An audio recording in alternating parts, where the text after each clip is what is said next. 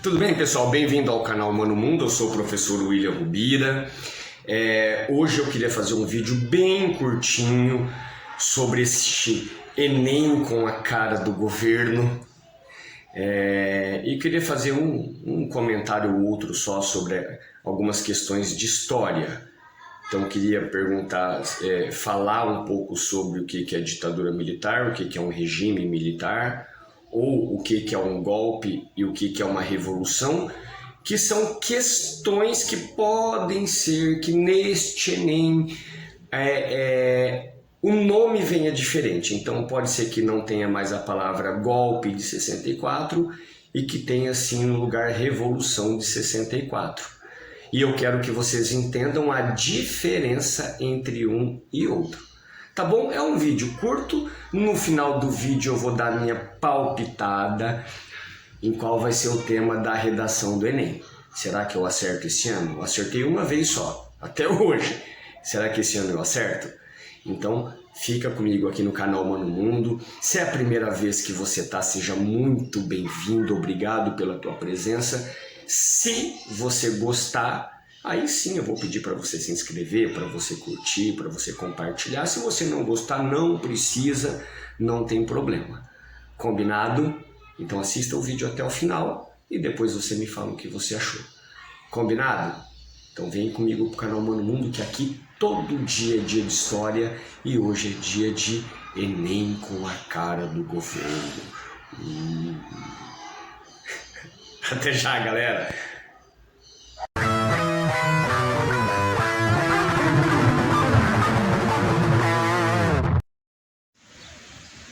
Então, pessoal, como eu tinha dito na vinheta, mas agora eu tô na rua, queria falar um pouquinho com vocês sobre esse Enem com a cara do governo e alguns pontos que eu imagino que pode ser que aconteça na prova. Então, o primeiro ponto que eu quero falar com vocês, e até acho que é o mais importante, é que eu acredito que esse Enem com a cara do governo, que não é uma cara boa, claro, vai falar da história recente do país, tá bom? Então, ponto que eu acho que é crucial, que pode haver mudança, a palavra golpe de 1964. Tá bom? Então a palavra golpe de 1964, imagino que ela possa ser mudada para a Revolução de 1964, tá? Porque o Bolsonaro já havia feito uma fala dessa há anos atrás em um programa de televisão.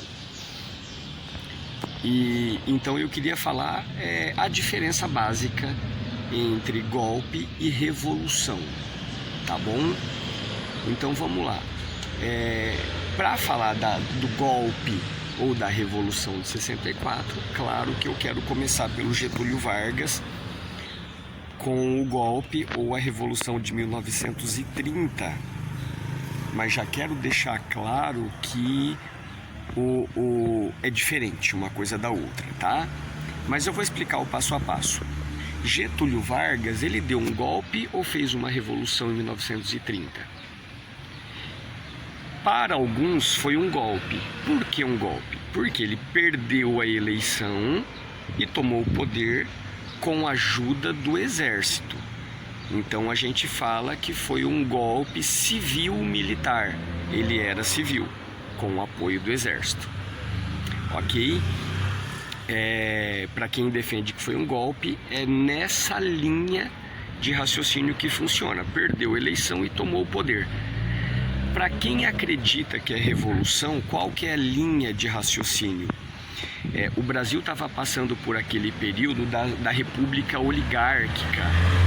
Oligarquia significa poder na mão de poucos. Então, esse momento, esse período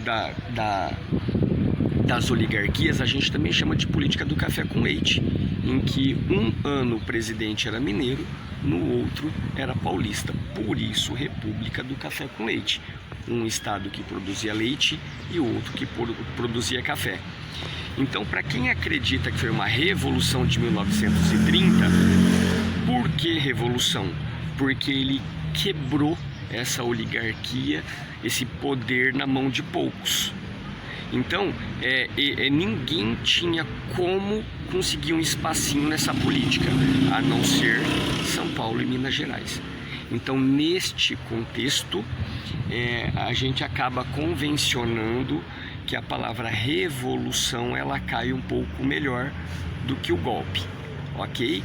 Mas é claro que eu quero que vocês sejam alunos, sejam pessoas pensantes. Então, a minha palavra não é uma verdade absoluta, tá bom? Cabe a reflexão e a pesquisa para saber também a sua posição, ok? Agora eu quero falar da Revolução ou Golpe de 64. No caso de 64, a palavra revolução ela não cabe. Por que a revolução não cabe? Porque foi rasgada uma Constituição, porque foi criados atos institucionais, especialmente o AI-5, que foi o mais pesado de todos. Então, neste caso, não é uma revolução porque tirou direitos sociais. Então não cabe a palavra revolução. Mas quem defende a revolução diz que o Brasil estava lutando contra o comunismo. Já tenho vídeos aqui no canal sobre o que é comunismo. E também tem um vídeo questionando: a China é comunista, capitalista ou socialista? Então, na dúvida, vem aqui no canal Mano Mundo e assista os vídeos. Mas, por que eu falo que não é uma revolução? Porque o comunismo, na prática, ele nunca existiu. Tá? Ele nunca funcionou e ele nunca nem chegou perto de funcionar. O que nós temos de mais próximo é o socialismo. Tá? Então, por exemplo, no governo Getúlio Vargas foi inventado o Plano Cohen, que era uma carta que dizia que os comunistas iam tomar o poder, ia matar todo mundo, ia queimar todo mundo, ia comer todos os bebezinhos que tivesse no Brasil. E isso justificou o golpe, aí sim, golpe que ele deu em 1937. Então, em 64, a palavra revolução não cabe, ok? Não cabe, porque pela ausência ou pela retirada dos direitos sociais. A palavra golpe cabe melhor, porque tínhamos um poder democrático e aí entra o governo ditatorial no país, que durou de 64 até 1985, tá bom? Claro que nós também temos a ditadura de Getúlio Vargas, de 37 a 45 também. Deu para compreender essa questão do golpe e da revolução? Se por um acaso você não concordar, mande para mim aqui para a gente poder discutir, bater um papo, tá bom? De qualquer forma, vou repetir, não tenho a verdade absoluta sobre todos os temas, ok? Então, vá pesquisar, vá estudar e depois vem aqui para a gente poder bater o nosso papo, combinado? Pessoal, um outro ponto curtinho também, tá bom? É a diferença de regime militar e ditadura militar, ok? Então, para quem usa o nome ditadura militar, por qual motivo? Foi derrubado um governo democrático e foi instalado o governo militar. Então, olha lá, derruba um governo democrático, rasga uma Constituição, institui os atos institucionais, desculpa a redundância, mas coloca os atos institucionais e acaba com direitos civis, sociais e políticos. Portanto, ditadura militar. Para quem acredita no nome regime militar, é porque eles falam que o governo era provisório, tá? O governo militar era provisório e ele estava ali para lutar contra um comunismo, lutar pelo bem do país, portanto seria apenas um regime militar e não uma ditadura militar, tá bom? Mas é importante que vocês também pensem, reflitam sobre o que vocês acham mais adequado convencionar, tá bom? Então, pessoal, só para finalizar esse tema, tá? Não duvido que haja alguma questão falando sobre o milagre econômico. Por que que eu imagino? É uma propaganda. Porque o milagre econômico foi o período que aconteceu de 64 a 85, portanto, durante a ditadura militar. E por que milagre econômico? Porque o Brasil cresceu muito, a indústria cresceu, grandes obras foram construídas, outras não foram terminadas até hoje, mas o Brasil cresceu e isso é fato. Então eu não duvido que haja uma questão nesse sentido, como uma propaganda. Então milagre econômico foi este período do regime militar em que o Brasil cresceu. Agora, claro que eu não posso deixar de fazer uma crítica para que vocês conheçam o tema.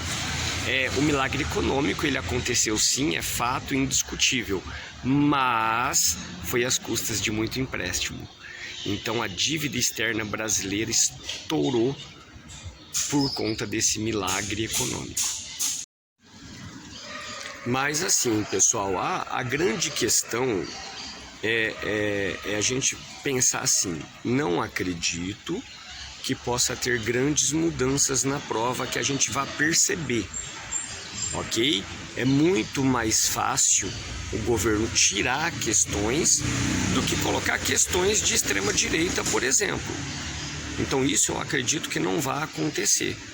Mas com esse videozinho simplesinho, eu só queria mostrar para vocês então as diferenças entre golpe, revolução, entre regime militar, ditadura militar e o que foi o milagre econômico em questão de história, ok?